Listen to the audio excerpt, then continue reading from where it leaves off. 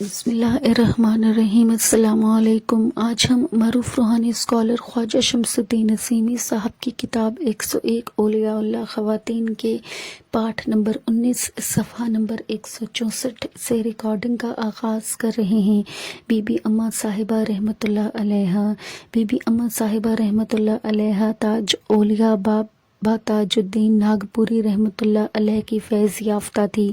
آپ کے والد مسجد کے پیش امام تھے۔ ان کی کوئی اولاد زندہ نہیں رہتی تھی۔ ان کی بیوی نے منت مانی کہ اگر اولاد زندہ رہ گئی تو وہ اسے تربیت کے لیے بابا تاج الدین کی خدمت میں پیش کر دیں گی۔ بی بی اماں زندہ رہی۔ کم عمری میں انہیں بابا تاج الدین کی خدمت میں پیش کیا گیا تو بابا صاحب نے آپ کی پرورش اپنے ماموں عبد الرحمن صاحب کے سپرد کی۔ اماں صاحبہ بڑی ہوئی تو ان کے رشتہ دار واپس چاندہ لے گئے اور شادی کر دی۔ شادی کے کچھ عرصہ بعد اماں صاحبہ پر جذب کی کیفیت طاری رہنے لگی۔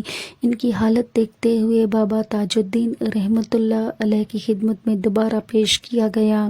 کچھ عرصہ بابا تاج الدین کی خدمت میں رہی تو جذب ختم ہو گیا۔ بی بی اماں صاحبہ نے راجورہ میں قیام کیا اور اسی مقام سے آپ رحمۃ اللہ علیہ کا فیض جاری ہوا۔ ایک بار سلسلہ چشتیہ کے بزرگ جو اماں صاحبہ رحمۃ اللہ علیہ سے فیض یافتہ تھے، بابا تاج الدین رحمۃ اللہ علیہ کی خدمت میں آئے اور اپنا ایک عجیب و غریب واقعہ بیان کیا۔ انہوں نے کہا، میں نے دیکھا نور کا ایک حالہ ہے جس کے درمیان بی بی اماں صاحبہ استغراق کے عالم میں سر جھکائے بیٹھی ہیں اور ان کی پیشانی سے نور کی شعاعیں نکل رہی ہیں۔ بابا تاج الدین نے ارشاد فرمایا، بھی اماں پر اللہ کا خصوصی کرم ہے۔ ہم اس مائی کو عبد الرحمن کا لقب دیتے ہیں۔ اس کے ذریعے رحمانی طرز فکر کا فیض جاری ہوگا۔ ایک بار اماں صاحبہ نے بلند آواز میں فرمایا، میں ہوں تیری بہن، میں آ رہی ہوں۔ یہ جملے آپ نے 3 بار دہرائے اور جنگل کی طرف چل پڑی۔ آپ کو جاتا دیکھ کر عقیدت مند بھی ساتھ ہو گئے تھے۔ رات کا وقت تھا، ہر طرف تاریکی پھیلی ہوئی تھی۔ شہر کے باہر ایک جگہ آپ رحمۃ اللہ علیہ لمحہ بھر کے لیے رکی اور پھر ایک طرف چلنے لگی۔ ایک جگہ پہنچ کر رک گئی جہاں ایک کوڑ زدہ مریض پڑا تھا۔ پھوڑوں سے ناقابل برداشت بو اٹھ رہی تھی۔ رشتہ دار تنگ آ کر اسے ویرانے میں چھوڑ آئے تھے۔ بی بی اماں صاحبہ نے مریض کے قریب پہنچ کر کہا، میں آ گئی ہوں تیری بہن، تو میرا بھائی ہے۔ یہ کہہ کر آپ رحمۃ اللہ علیہ نے اپنا دوپٹہ اس کے اوپر ڈال دیا اور کہا کہ اسے اتارنا مت۔ کچھ دیر کے بعد مریض سو گیا۔ اماں صاحبہ اس کے سرہانے بیٹھی رہی۔ حضرت فرید الدین تاجی جو اس وقت وہاں موجود تھے کہتے ہیں کہ صبح سویرے اماں جی نے اپنا دوپٹہ کھینچا تو ہم نے دیکھا کہ کوڑ کا مرض ختم ہو چکا تھا۔ بی بی اماں صاحبہ کو باغبانی کا بہت شوق تھا، اس لیے آپ کے عقیدت مند نایاب پھولوں کے گلدستے پیش کرتے تھے۔ ان گلدستوں کو اماں صاحبہ نہایت محبت سے ہاتھ میں لے کر پھولوں کو پیار کرتی تھی، جیسے کہ کوئی ماں بچہ کو پیار کرتی ہے۔ کمرے میں رکھے ہوئے گلدستے کئی مہینوں تک تر و تازہ رہتے تھے اور ان سے بھینی بھینی خوشبو آتی رہتی تھی۔ اس کی وجہ دریافت کرنے پر آپ نے فرمایا، میری توجہ حیات بن کر ان کے اندر گردش کرتی ہے اور کبھی کبھی تو یہ پھول خوش ہو کر اتنی کلکاریاں مارتے ہیں کہ مجھے کہنا پڑتا ہے کہ بس اب خاموش ہو جاؤ۔ حکمت و دانائی، دوسروں کے کام آنا اور ان کی مدد کرنا انسانیت کی معراج ہے۔ اللہ کی مخلوق کی خدمت کا سچا اور مخلصانہ جذبہ انسان کے اندر محبت، اخوت اور مساوات کو جنم دیتا ہے۔ جھکنے میں عظمت ہے۔ سکون کے لیے ضروری ہے کہ انسان کے اندر استغنا ہو۔ تسخیر کائنات اور جنت کی زندگی نو انسانی کا ورثہ ہے۔ فعل و عمل میں اپنی ذات کو اولیت دینے سے جو خول وجود میں آتا ہے وہ انسان کا رشتہ لازمانیت اور لامکانیت سے منقطع کر دیتا ہے۔ قوت ارادی سے دنیا انسان کے سامنے سرنگوں ہو جاتی ہے۔ مردہ آدمی اکڑتا ہے، زندہ آدمی جھکتا ہے۔ جھکنا عبادت ہے اور اکڑنا موت ہے۔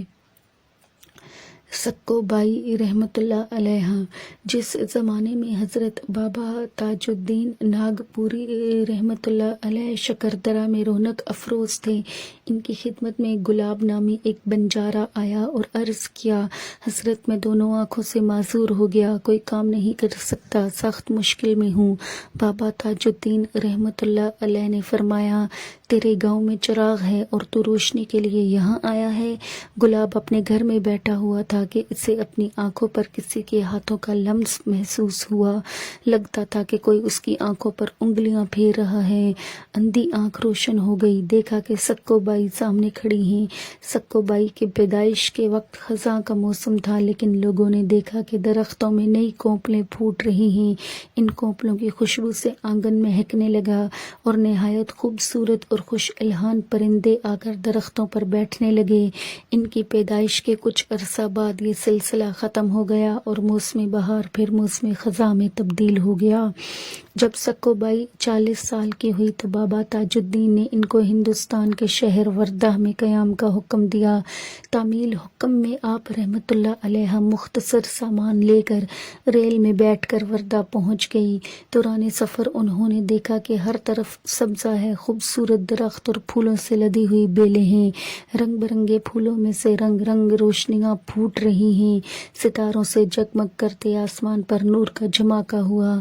اس نورانی فضا میں سے آواز آئی، کیا میں تیرا رب نہیں ہوں؟ سکو بائی پر لرزہ طاری ہو گیا، روتے ہوئے سجدہ میں گر گئی اور کہا، بے شک آپ ہی میرے رب ہیں۔ آواز آئی، ایسا عادت ازلی سے سرفراز روح، میں تجھ سے راضی ہوں، جس طرح میں اپنی مخلوق پر مہربان ہوں، تو بھی ان کے دکھوں کا علاج کر، ان کے زخم پر محبت کا مرہم لگا۔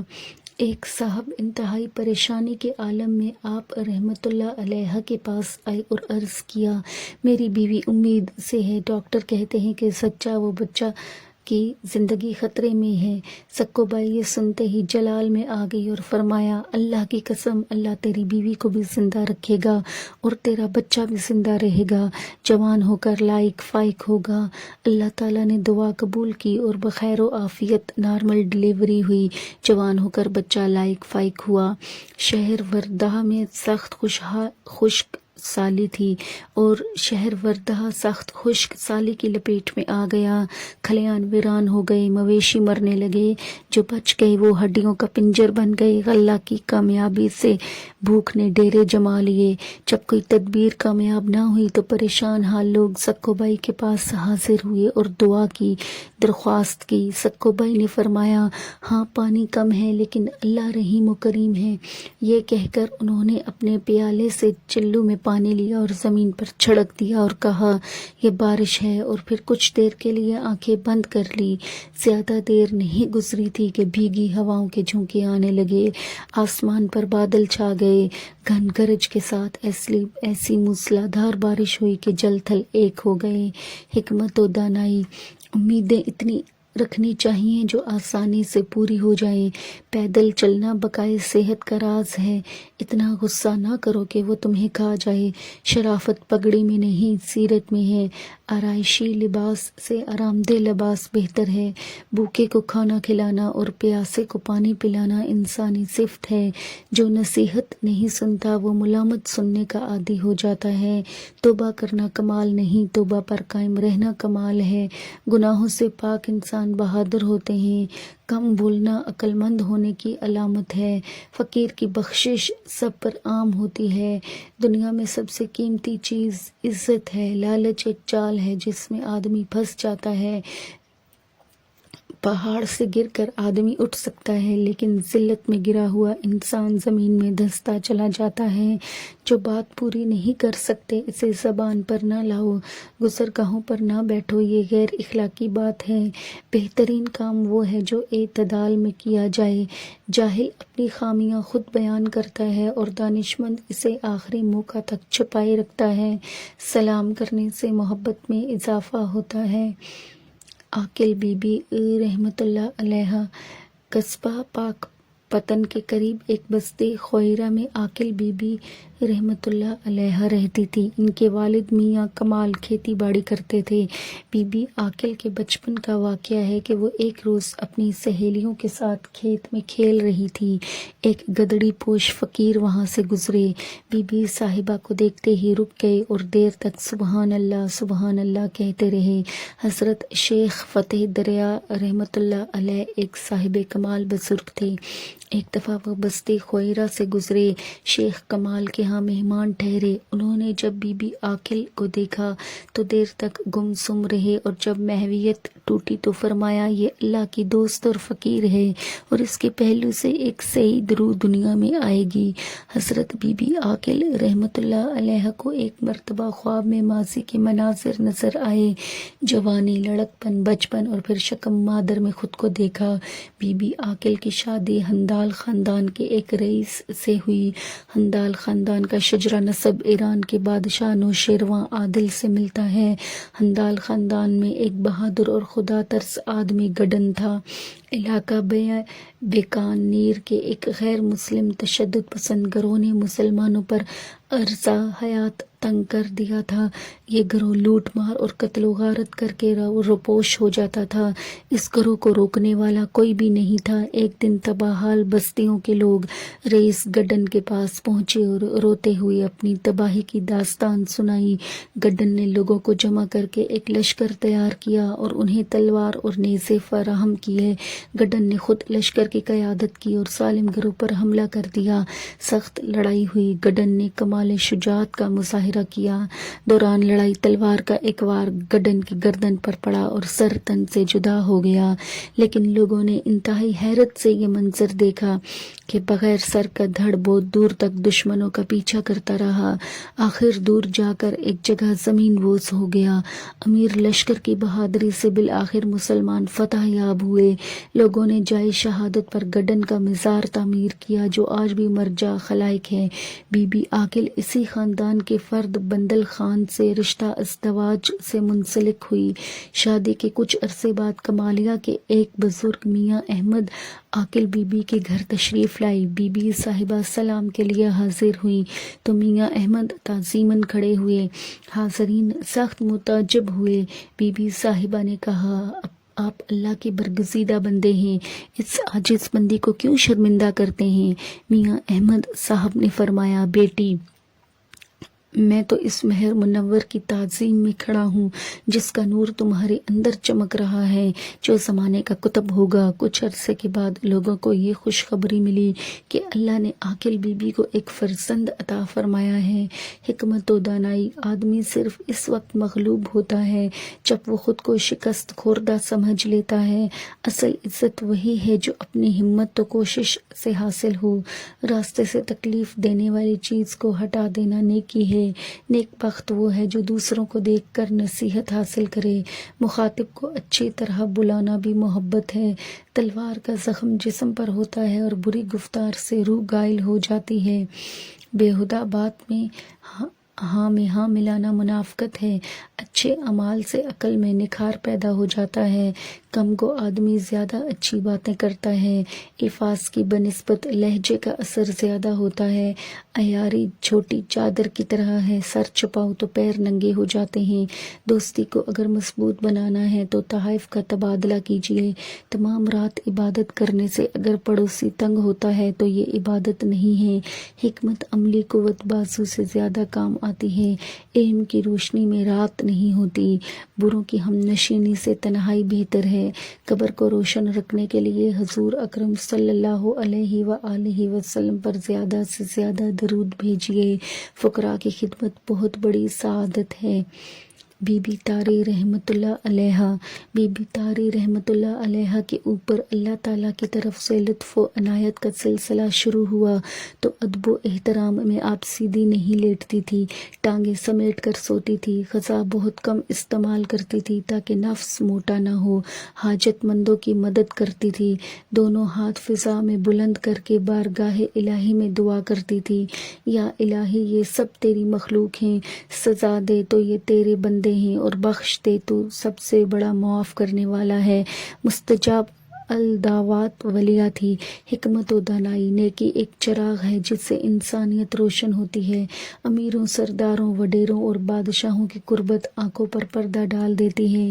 روحانی علوم سیکھ کر حقائق کا ادراک ہو جاتا ہے۔ اللہ تعالیٰ کی بنائی ہوئی تقدیر پر راضی رہنا ہزاروں مقبول کاموں سے افضل ہے۔ والدین کی خدمت عبادت ہے۔ توبہ کے وقت اللہ تعالیٰ کو اپنے بندے کے آنسو بے حد پسند ہیں۔ ہر انسان کے اندر دو حواس کام کرتے ہیں، ظاہری حواس، باطنی حواس۔ تصوف ایک مکتبہ فکر ہے جس میں داخل ہو کر انسان باطنی حواس سے واقف ہو جاتا ہے۔ مائی نوری رحمۃ اللہ علیہا۔ مائی نوری رحمۃ اللہ علیہا غیر مسلم خاتون تھی۔ حضرت ابو علی شاہ قلندر رحمۃ اللہ علیہ کی بڑی عقیدت مند تھی۔ آپ نے عشق میں گھر بار، عزیز و اقارب کو خیر بات کہہ کر اسلام قبول کیا۔ اکثر خواب میں حضرت ابو علی شاہ قلندر رحمۃ اللہ علیہ کی زیارت ہوتی تھی۔ جب عشق اور لگن بڑھی تو خواہش ہوئی کہ قلندر صاحب خواب کی بجائے بیداری میں نظر آئیں۔ قلندر صاحب نے بشارت دی کہ ناگپور چلی آؤ۔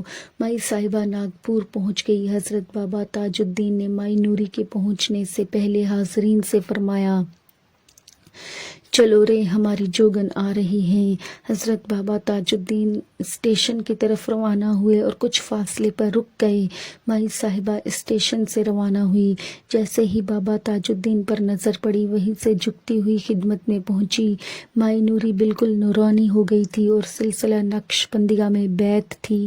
وصال کے بعد مائی نوری کو کراچی کے ایک بہت بڑے بزرگ حضرت عبداللہ شاہ غازی رحمۃ اللہ علیہ کے قریب جگہ ملی۔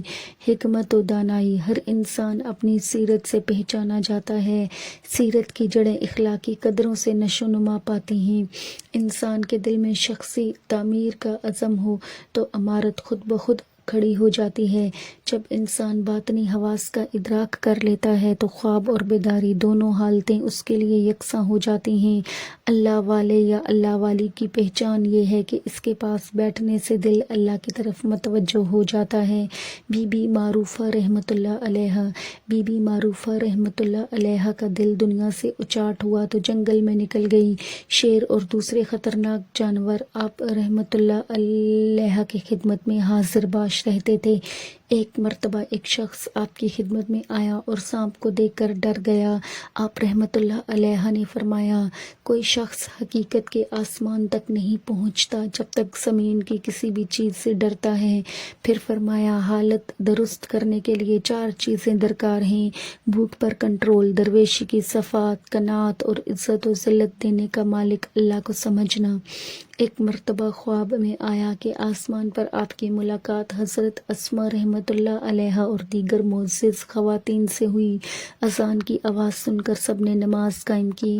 امامت حضرت ابراہیم خلیل اللہ نے کرائی۔ نماز ادا کرنے کے بعد کھانا کھلایا اور پھر ایک باغ میں چلی گئیں۔ ایک خاتون نہایت سریلی آواز میں قرآن پاک کی تلاوت کر رہی تھی۔ پھر آسمان سے ایک خاتون آئی اور انہیں عرش معلیٰ پر لے گئی۔ ضعیف ہونے کی وجہ سے عصا لے کر چلتی تھی۔ ایک شخص نے دیکھا کہ ایک ضعیف خاتون ہاتھ میں لاٹھی لیے ہوئے ہیں۔ اس کو خیال آیا کہ شاید یہ خاتون قافلے سے پیچھے رہ گئی ہیں۔ اس نے کچھ دینے کے لیے جیب میں ہاتھ ڈالا۔ آپ نے اس کا ہاتھ ہوا میں اچھال دیا۔ مٹھی بند کر کے ہاتھ کھولا تو ہتھیلی پر سونے کا سکہ رکھا تھا۔ فرمایا، تم جیب سے لیتے ہو، میں غیب سے لیتی ہوں۔ پھر فرمایا، خدا کے سوا کوئی مددگار نہیں، رسول اللہ صلی اللہ علیہ وآلہ وسلم کے سوا کوئی رہبر نہیں، تقویٰ کے سوا کوئی زاد راہ نہیں۔ اب صفحہ 175 پر اختتام ہوا چاہتا ہے۔